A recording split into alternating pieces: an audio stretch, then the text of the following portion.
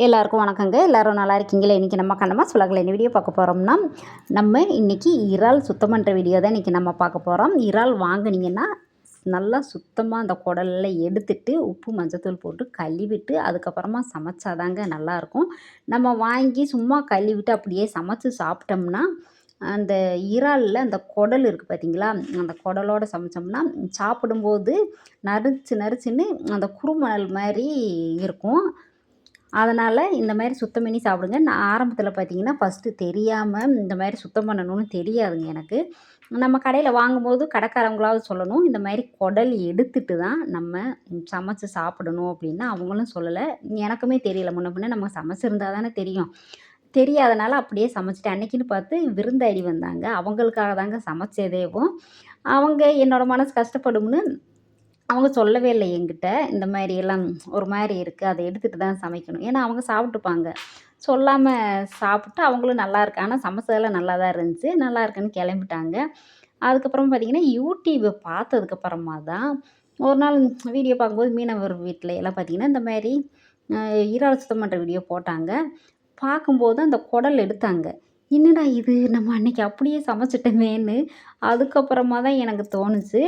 ஆனால் சாப்பிடும்போது நறுச்சு நறுச்சுன்னு இருந்துச்சு. ஆனால் இந்த மாதிரி தான் இருக்கும் போல இருக்குது இந்த மீன் அப்படின்னு நினச்சேன்.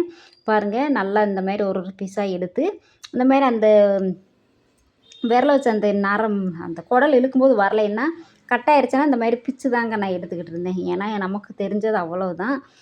இருந்தாலும் இப்போ நல்லா சுத்தம் பண்ணி சமைச்சதுக்கப்புறமா நல்லாயிருக்கு பாருங்கள். அப்படி இழுத்தா அப்படியே நீளமாக வந்துடுது அந்த குடல் தனியாக. வராமல் இடையில கட்டாயிருச்சுன்னா நம்ம லைட்டாக அப்படியே பிச்சு நம்ம எடுத்துடலாம். இந்த மாதிரி தாங்க இறால் சுத்தம் பண்ணணும். நல்லா ஃபுல்லாக சுத்தமாக எடுத்ததுக்கப்புறமா உப்பு மஞ்சத்தூளை போட்டு நம்ம கழுவ போகிறோம். சிம்பிளாக தான் இருக்கும். என்ன, இந்த இறால் வந்து அந்த குடல் எடுக்க தான் கொஞ்சம் டைம் எடுக்கும். மற்றபடி இறால் நல்லா டேஸ்ட்டாக இருக்குது பாருங்கள். உப்பு கல்லுப்பு போட்டு நல்லா எந்த அளவுக்கு உரசுறோமோ அந்தளவுக்கு நல்லா உரசி தேய்ச்சி கழுவுனோம்னா நல்லா பளிச்சுன்னு ஆயிடுது. உப்பை போட்டு ஃபஸ்ட்டு கழுவிட்டு அதுக்கப்புறம் மஞ்சத்தூளை போட்டு கழுவணும். நான் இந்த மாதிரி தாங்க இறால் சுத்தம் பண்ணுவேன். மஞ்சத்தூள் உப்பெல்லாம் போடும்போது அந்த வெடுக்குத்தன்மை இல்லாமல் சமைச்சு சாப்பிட்டோம்னா நல்லாயிருக்கும். இந்த மாதிரி சுத்தம் பண்ணி சாப்பிடுங்க. நிறைய பேத்துக்கு இறால் சுத்தம் பண்ணுறது தெரியும். இருந்தாலும் தெரியாதவங்களுக்காக, ஏன்னா என்னைய மாதிரி எத்தனையோ பேர் தெரியாமல் இருப்பீங்க, அவங்களுக்காக தான் இந்த வீடியோ பதிவு. நல்லா சுத்தமாக கழுவிட்டு சமைச்சு சாப்பிடும்போது நல்லாயிருக்கும்.